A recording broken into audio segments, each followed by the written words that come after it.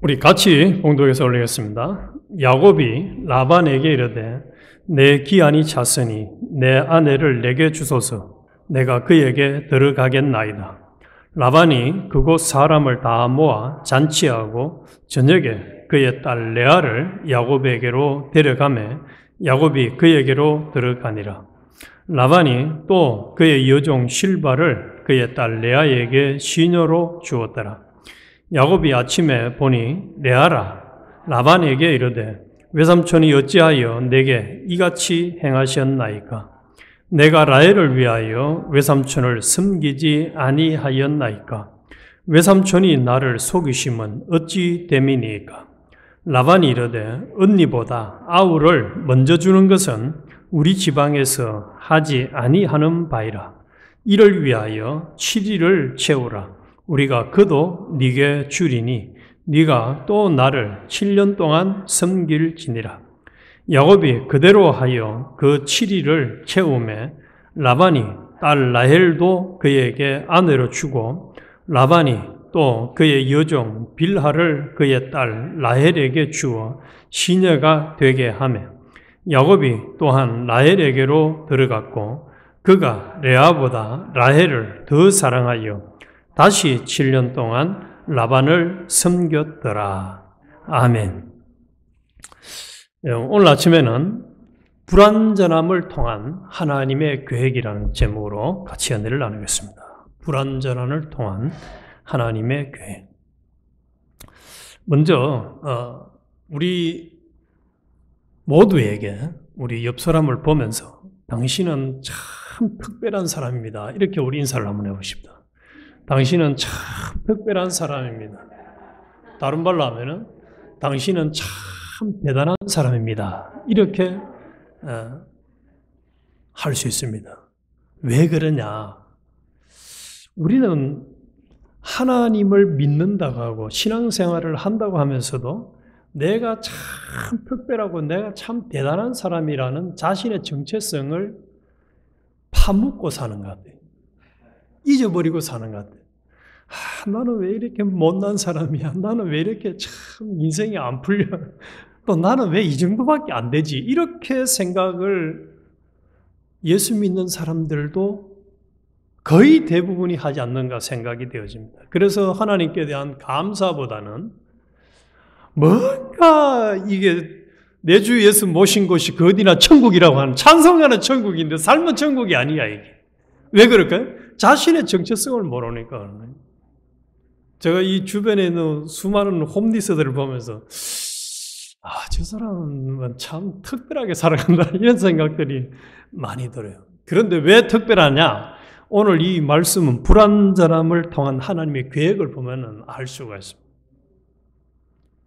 우리는 진짜 특별한 사람입니다. 왜냐? 우리 집사님이 좀 전에 기도도 하셨습니다. 우리가 새벽 기도하는 거 이거 아무나 할 수 있는 거 아닙니다. 아무나 할 수 있는 거 절대로 아니에요. 누가 함께 하시고 은혜 주셔야 되죠. 하나님이 함께 하시고 하나님이 은혜 주셔야 됩니다. 제가 아침에 딱 여기 주차장에 왔는데 나보다 먼저 한 사람이 왔더라고요. 누구 옆집에 일하는 아저씨가 이 사람은 일을 하러 새벽 5시도 안 돼서 오는데 새벽 기도 할 줄은 몰라요. 이게 다른 거예요. 부지런함이나 건강함이나 똑똑함으로는 우리보다 잘난 사람들을 꽉 찼습니다. 내가 볼 때는 홈리스가 더 똑똑한 것 같아요. 이 사람들이 계산을 얼마나 잘하는지 제가 보니까. 그런데 그분들이 가지고 있지 않은 우리가 가진 건 뭐가 있습니까? 하나님을 아버지라 부를 수 있고 예수 그리스도를 모시고 사는 성전된 우리들이요. 하나님의 특별한 사랑을 받고 살아가는 사람들이기 때문에 우리는 대단한 사람들입니다. 진짜 대단한 사람들이에요. 푸틴보다도 하나님을 모르는 세상에 잘난 누구보다도 우리는 대단하고 특별한 사람들입니다. 왜 그러냐? 이 창세기 29장은 이제 야곱이 아버지 이삭으로부터 축복을 받아가지고 장자의 명분을 이제 받고 축복을 받았는데 그 형이 에서가 미워해서 이제 죽이려고 한단 말이에요.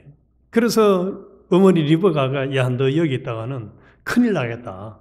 너까지 죽으면 나라 살 재미가 없지 않느냐. 삼촌 집에 가서 좀 기다리고 있어라. 그리고 안전해지면은 내가 부를 테니까 오시오 하고 이제 삼촌 집으로 보낸 것이 28장이었고 29장 1절에 보면은 야곱이 길을 떠나 동방 사람의 땅에 이르니 본적 우물이 있고 그 곁에 양떼 새 떼가 누웠으니 이는 목자들이 그 우물에서 양떼에게 물을 먹임이라 하는 요 약속의 땅. 이제 어머니 리브가가 자기 삼촌의 집에 가라고 한 땅까지 갔어요. 그런데 우리는 이 성경은 예수님이 그렇게 말씀하셨죠. 성경을 다 기록하려고 하면은 얼마만큼 많은 분량이라고 했습니까? 하늘을 두루마기 삼아서 바다를 먹물 삼아 다 기록할 수 없다고 했어요. 그렇게 기록해도. 그래서 많은 내용이 축약되어 있는 거예요. 혹시 이거 아세요? 야곱이 이 삼촌 집에 갈 때 라반 집에 갈 때 나이가 몇 살이었을까요? 아직 장가를 안 갔어요. 장가를 안 갔고 지금 장가 간 내용이 29장에 이제 두 아내를 맞이한 내용 29장인데 나이가 대략 75입니다. 75이 되도록 장가를 안 간 그때 당시에는 요즘보다는 좀 많이 살았던 것 같아요. 아브라함이 175세 살았고 이스마엘이 140대를 살았으니까 우리 평균 따졌을 때 뭐 지금보다는 한 4, 50년은 더 사는 때예요. 그래도 75 정도 됐을 때는 적은 나이 아니잖아요. 그런데 이 사람이 야곱이 걸어간 거리가 얼마 정도냐? 거리가 대략 800km 정도 됩니다. 지금처럼 말이나 자동차가 있으면은 뭐 800km. 미국은 하도 넓어가지고 800km에도 거리 계산이 잘 안 나와요. 한국은 부산에서 서울까지가 400km입니다. 그러니까 서울에서 또 어디까지 가야지 800km 될까요? 저 북한 끝까지 가야 800km예요. 그 길을 걸어서 가는 겁니다. 그래서 아무리 빨리 걸어도 대략 한 달은 걸리는 거리입니다. 한 달. 한 달이 걸리는 걸음을 걸어서 지금 목적지에 도착을 했어요. 그 먼 걸음을. 이것도 누가 은혜 주신 거죠? 가다 강도를 만났거나 사고 나면 죽을 수도 있는데 사고 안 나고 목적지에 도착을 했어요. 이게 1절이 야곱이 길을 떠나 동방 사람의 땅에 이르러 하나님이 야곱에게 은혜를 주셨어요. 또 거기 가서 첫 번째 만난 사람이 누구를 만나냐? 자기의 아내가 될 라헬을 만나게 되어집니다. 우연일까요? 하나님이 신묘막측하게 계획하시고 지켜주셔서 라헬을 만나고 라헬이 딱 얘기를 들어보니까 이 낯선 총각이죠. 일단 결혼 안 했으니까 총각이 얘기를 들어보니까 당신의 조카, 아버지의 조카가 왔대요. 고모의 아들이 왔대요. 이렇게 얘기하는 거야. 그래서 기뻐가지고 이 라반이 야곱을 맞이해가지고 이제 집에 데려가서 아주 기뻐서 한 내용이 요 앞부분의 내용입니다. 그리고 이제 이 야곱이 한번 생각을 해봐요. 한 달이 넘는 걸음을 혼자서 딱 왔는데 첫 번째 딱 우물에서 만난 여인이 성경에 뭐라고 표현되었냐? 아주 아름다웠대요. 아주 아름다웠다는 거야. 그래서 그냥 우리 말에 이런 말에 첫눈에 반했다. 완전히 첫눈에 반한 거야, 라헬에게. 그래서 라헬을 자기의 아내로 삼기를 이제 부탁을 합니다. 그러니까 이 외삼촌 되는 라반이 그래 해라. 대신 그냥 줄 수 없으니까 네가 나를 이 딸을 위해서 7년간 일을 해라는 거예요. 그래서 7년을 여기 30절에 보면 그런 말씀이 있어요. 야곱이 또한 라헬에게로 들어갔고 그가 레아보다 라헬을 더 사랑해서 다시 7년 동안을 라반을 섬겼더라. 그래서 이제 이 라헬을 주기로 하고 7년을 열심히 일을 했는데 이 라반이 라헬을 준 게 아니고 언니 레아를 준 거야. 그런데 레아는 성경에 뭐라고 기록되어 있느냐? 시력이 약하대요. 시력이 약한 사람 보면 전반적으로 어떤 사람 형태가 어떻습니까? 또릿또릿합니까? 아니면 약간 조금 좀 거시기하죠. 전반적으로. 시력이 약한다면 늘 이렇게 이상하게 좀 표정이 이렇게 별로 좀 온전하지를 못해요. 그래서 이 35절 마지막까지 무슨 얘기가 나오느냐? 야곱이 레아를 첫 번째 아내로 줘서 할 수 없이 자리도 하고 애도 지금 5명까지 낳았다고 본면에 나와요. 5명을 낳았는데 그 낳기까지도 자기 남편에게 사랑을 제대로 받지 못했다는 내용이 계속 반복적으로 나옵니다. 오로지 그냥 이 야곱의 눈에는 라헬만 눈에 그냥 사랑의 대상으로 생각하는 이런 이야기들이. 그런데 여기서 우리 몇 가지 중요한 대목이 있습니다. 야곱이 목적지까지 도착을 해서 이제 그곳에서 두 아내를 맞이하는 과정에서 자신을 철저하게 하나님이 돌아보게 하도록 라반에게 속아서 14년간을 두 아내를 맞이하기 위해서 일을 해줍니다. 14년간. 그래서 14년간이라는 긴 세월 동안, 그러면은 75세 가가지고 14년이면 나이가 얼마예요? 그 나이 되도록 이 혹독한 어떻게 보면 훈련, 물론 이제 라헬을 사랑하기 때문에 뭐 7년을 수일같이 지냈다 이렇게 표현을 하지만은 그게 말이 그렇지 쉽겠어요? 7년이라는 세월 결코 짧은 세월 아니고 남자들 군대 가서 30개월 뭐 30 몇 개월 하는 거 아주 그냥 죽을 지경이라고 하잖아요. 사람인 이상 그것도 어린아이도 아니고 나이가 들었는데 짧은 시간 아니 긴 시간이 한마디로 인내가 필요한 시간들입니다. 왜 이런 긴 시간 동안 하나님이 야곱에게 혹독한 훈련을 시키셨을까? 하나님은 야곱에게나 우리에게나 원하는 것이 다른 것 원하지 않습니다. 돈 많이 벌어가지고 헌금을 해라. 건축을 멋진 예배당을 하나 네가 지어라. 이런 거 원하시지 않아요. 하나님이 원하는 것은 우리 각자를 성경에 보니까 예수 그리스도와 같은 온전한 사람 만들어서 에베소서 1장에 보면 하나님의 하늘에 속한 모든 복을 우리에게 영원토록 다 상속시켜 주시고 싶은 거예요. 그래서 그 약속의 복을 상속을 받으려고 하면은 실력이 있어야 되잖아요. 실력. 그 실력을 기르는 과정이 우리의 짧은 나그네 한 토막 인생길이에요. 그런데 그 실력은 누구를 닮아가는 거죠? 예수 그리스도를 닮아가는 거고 하나님 아버지를 닮아가는 거예요. 하늘에 계신 너희 아버지의 온전하신 같이 온전하라. 에베소서 4장에는 그리스도의 장성한 분량에 이르기까지 자라가라. 그런데 우리 자신들을 돌아보니까 야곱뿐만 아니라 우리를 보니까 우리 속에 거짓말도 잘하고 속이기도 잘하고 인내도 못하고 또 우리가 뭔가 하나 결단한 걸 계속하는 게 잘 되던가요? 안 되던가요? 참 잘 안 됩니다. 성경 보는 것도 잘 안 되고 기도하는 것도 잘 안 되고 다른 사람들을 미워하지 말고 사랑하라고 하지만은 미워 안 하고 사랑하는 게 잘 되던가요? 안 됩니다. 참 안 돼요. 그래서 오죽 했으면 많은 사람들은 그런 게 사람은 고쳐 쓰는 것이 아니다. 이런 말이 나와요. 근데 그 말이 맞는 것 같은데 제가 볼 때는 성경적으로는 안 맞는 말이에요. 하나님이 고치니까 고쳐지잖아요. 지금 이 라반에게 속아서 14년을 일하면서 야곱은 무슨 훈련을 받았을까요? 내가 아버지를 속이고 형을 속여가지고 장자의 명분을 받은 것, 거짓말한 행위에 대해서 아마 철저하게 회개도 하고 뉘우치면서 앞에 보면 그런 말이 지금 27장인가 8장에 보면 그런 내용이 나옵니다. 자기 어머니 리브가가 하나님이 리브가를 통해서 태어나는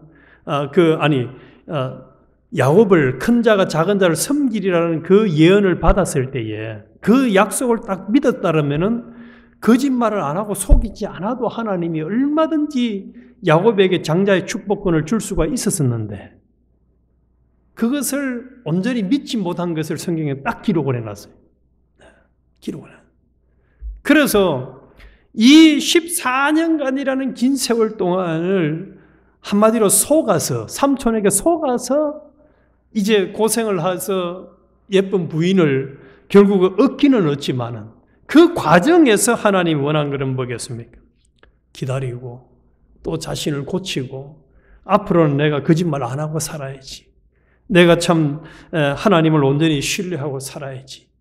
믿음으로 살아야지. 이렇게 다짐하고 다짐을 했을 겁니다. 예수님이 베드로에게 네가 다 굴기 전에 3번 나를 부인하리라 했을 때에 절대로 그런 소리 하지 마세요. 나는 죽어도 부인 안 합니다 했다가 부인을 하고 나서 성경에 뭐라고 기록해놨습니까? 닭이 울면은 옛날 내가 거짓말했던 부인했던 그 자신의 모습을 되돌이키도록 하는 것이 하나님의 섭리입니다. 그래서 우리가 만나는 모든 상황들은 우리가 만들었습니까? 하나님이 만들어 주셨습니까? 하나님이 만들어 주신 것이 불완전함을 통한 하나님의 계획, 야곱을 통한 하나님의 계획. 그래서 결국 이 레아는 자기 동생 라헬보다 남편에게 더 사랑받기 위해서 뭘 열심히 했습니까? 성경에 보니까 애를 열심히 낳았어요. 애를 열심히 낳았어요. 그래가지고 나중에 그 애를 낳은 아들까지가 뭐가 되느냐? 성경의 약속은 12지파의 조상이 되어지는 거예요. 하나님의 계획, 하나님의 목적이 이루어지는 거예요. 그래서 라반의 거짓말을 통해서도 목적이 이루어지고 야곱의 훈련을 통해서도 하나님의 계획이 이루어지고 거기에다가 우리까지도 우리 각자 자신들을 통해서 하나님은 하나님의 계획과 목적을 이루어 가기를 원하십니다. 그런데 거기에 누가 포함되어 있다고요? 우리 자신들이, 여기 있는 우리가 포함이 되어 있어요. 특별히 우리가 포함되어 있다니까. 이게 수많은 사람들이 있지만은 그 사람들이 내가 하나님 앞에 쓰임받는, 하나님 목적에 딱 붙들려서 쓰임받는 예언교회에 소속한 내 자신이 되어 있다. 이게 얼마나 놀라운 거고 얼마나 대단한 겁니까? 그런 말 저만 들었습니까? 여러분들 들어봐서 청와대에 청소하는 사람도 이 글발이 대단하다고 들어보셨어요? 그런 말요? 서울에 계신 우리 김일성 권사님 서울에 살 때 그런 말 들어봤죠? 청와대 청소만 해도 빗자루만 들어도 이게 대단하대. 그건 누구 빽이 있기 때문에요. 그래도 그 위에 그 집에 사는 주인 빽이 있기 때문에 그런 말이 있잖아요. 실제로 또 사기도 많이 쳤고 그 청와대에 있다고 하면서. 그런데 대한민국 청와대는 미국 가보면 이거는 참 작은 나라잖아요. 작은 나라. 거기 대통령만 돼도 그 밑에 사람도 그렇게 내가 청와대 청소본대 하고 큰 소리 치는데 창조주 하나님, 주권자 하나님이 나를 사랑하셔서 하나님이 세상을 이처럼 사랑하사 독생자를 주신 그 독생자의 사랑을 누구까지 받았습니까? 여기는 우리도 받았잖아요. 또 그분을 모시고 살아가잖아요. 남들이 우리를 어떻게 보든 간에 우리 자신들은 하나님의 사랑을 받고 하나님의 손에 붙들려서 살아가고 있는 사람이라는 특별한 사람이요. 대단한 사람들입니다. 대단한 사람들이 야곱처럼 거짓말도 하고 불완전한 사람이에요. 온전치 못해요.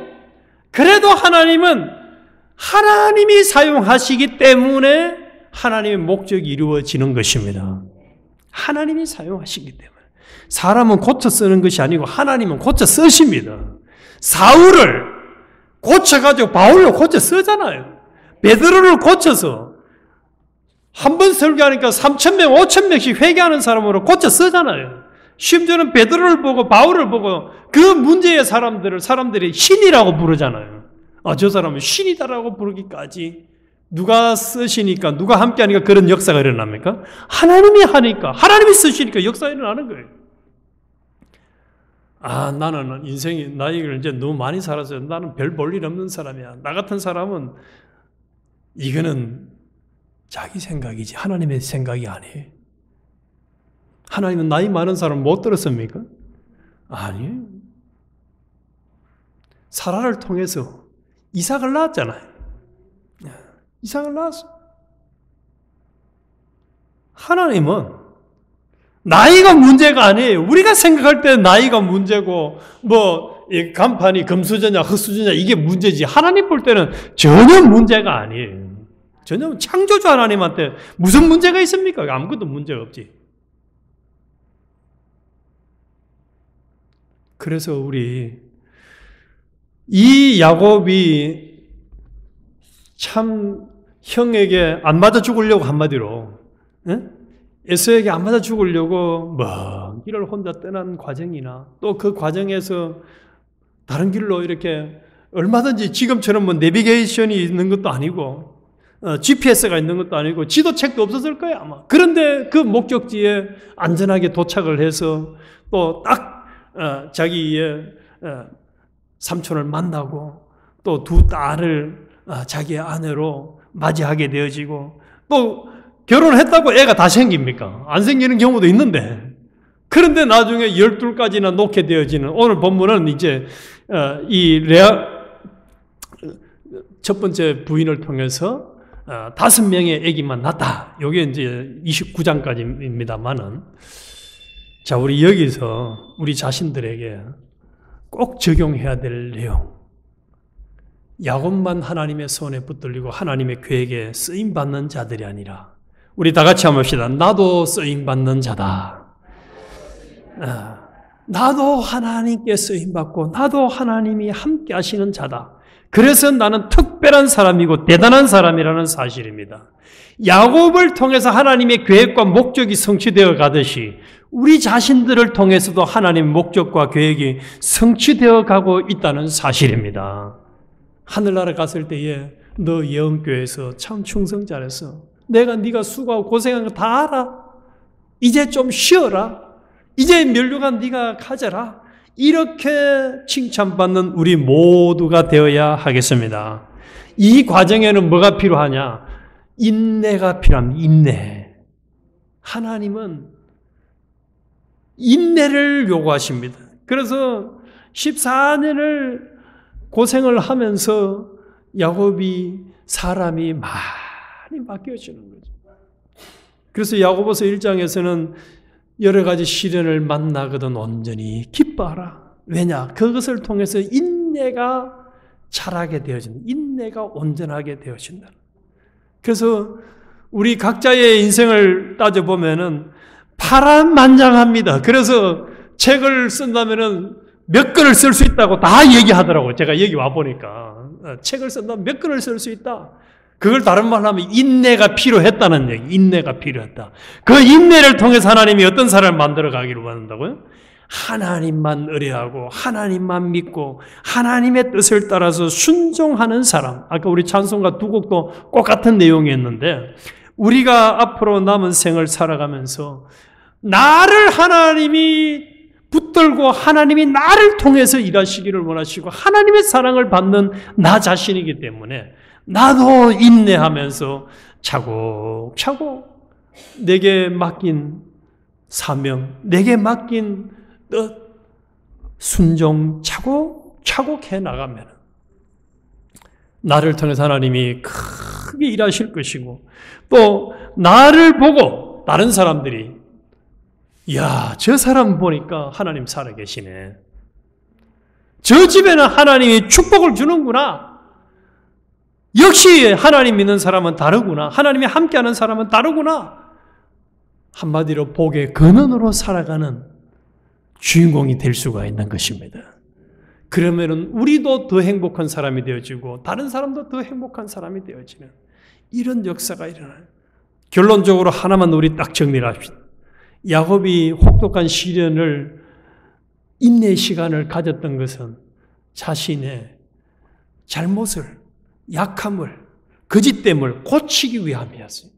우리는 이제부터 그런 혹독한 훈련을 받고 하나님 앞에 더 크게 쓰임받는 자들이 되지 말고, 하나님이 말씀하고 명령하시면은 어떻게 하는 사람은 즉시 온전히 순종만 하면 돼요. 그냥 믿고 순종하는 거예요. 그냥. 내가 생각할 때는 계산이 안 나오고 내가 생각할 때는 답이 없을지 몰라도 하나님이 하신다면 나를 통해서도 역사가 이루어진다 딱 믿고 우리는 다른 잔머리 굴리지 말고 즉시 순종하자고요. 아멘이십니까? 즉시 순종하면 하나님이 우리를 끌고 일하시는 거예요. 그래서 우리 모두가 참 하나님 앞에 멋지게 귀하게 쓰임받다가 나중에 하늘나라 갔을 때에 후회 없는 인생, 솔로몬처럼 우리가 헛되게 내 인생 잘못 살았다라고 뒤돌아보는 인생이 아니라 나는 바울처럼 내가 할 일 다 했다, 멸류관만 있다라고 돌아볼 수 있는 우리 모두가 되도록 해야 돼요. 우리 이제 기도하겠는데요. 특별히 우리 목사님 지금 선교 일정 계시는데 하나님이 성령님이 함께 해주자면은 제대로 일이 진행이 될 수가 없습니다. 또 거기는 하나님 성령의 역사 강력한 데는 누구도 강력하게 역사하죠. 마귀도 끊임없이 방해를 해요. 그래서 모든 과정마다 성령님이 함께 하셔서 은혜롭게 진행되게 해달라고 기도하고, 또 우리 정철부 장로님, 또 우리 최경훈 권사님 지금 수술도 했고 입원하고 계신데 아픈 사람들 건강을 빨리 완전하게 회복해서 건강한 모습으로 우리 같이 자유롭게 예배드리며 신앙생활을 하게 해달라고 기도하고, 또 요즘 기도가 자꾸 되어지는 것이 EM 예배. 우리 다음 세대들이 우리 교회에서 잘 믿음으로 자라가지고 이 우리에 있는 사람들이 다 천국 가고 나면 예배 영교회는 그냥 클로즈하는 교회가 안 되게 해달라고. 그럴수록 더 성장하는 EM 예배에 다음 세대들이 세워지게 해달라고 기도하고, 또 우리 교회를 통해서 아름다운 소문의 역사가 많이 일어나서 하나님 앞에 크게 영광 돌리게 해달라고, 우리 목사님 선교를 위해서 우리 아픈 사람들과 어려운 사람들, 우리 자신들과 다음 세대들을 위해서 우리 기도하고, 우리 모두가 특별한 사람으로 참 하나님의 잘 쓰임받고 하나님 계획에 크게 쓰임받는 사람들 되게 해달라고 우리 통성으로 간절히 한번 기도드리겠습니다.